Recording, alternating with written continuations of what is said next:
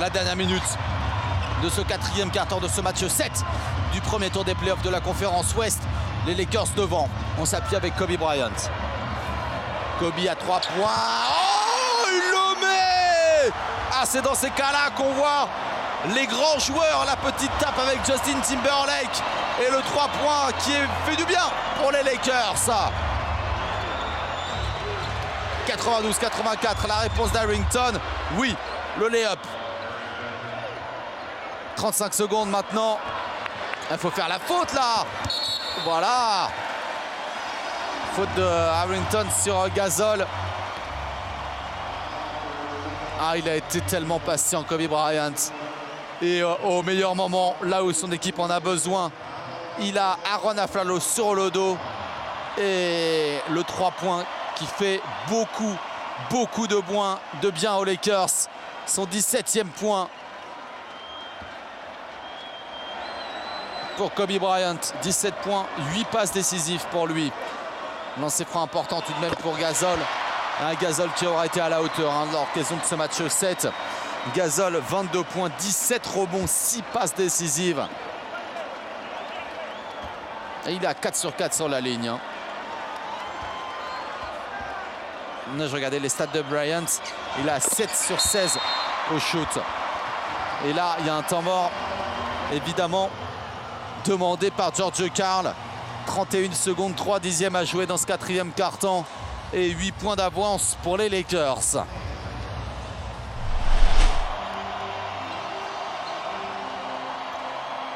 Va falloir marquer un panier facilement là. Soit très rapidement, soit un 3 points.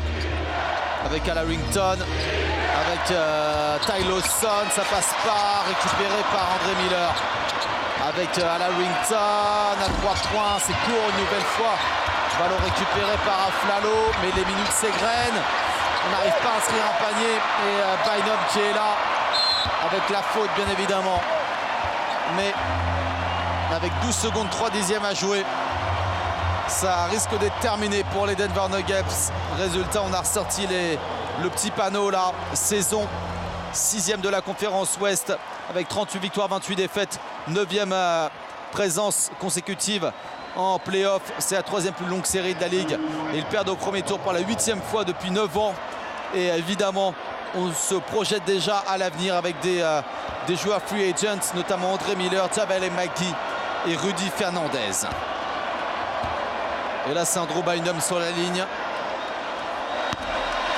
Ça passe. 15 points pour lui. Et regardez la réaction d'Al Harrington. On a compris.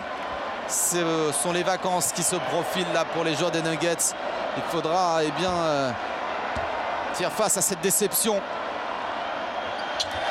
Une défaite dans un match 7, ce n'est jamais évident à vivre.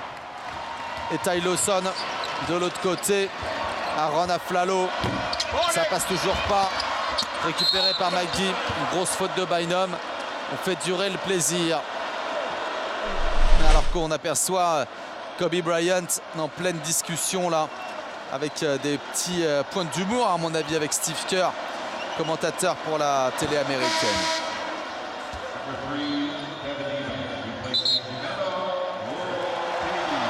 Regardez les Lakers à venir évidemment.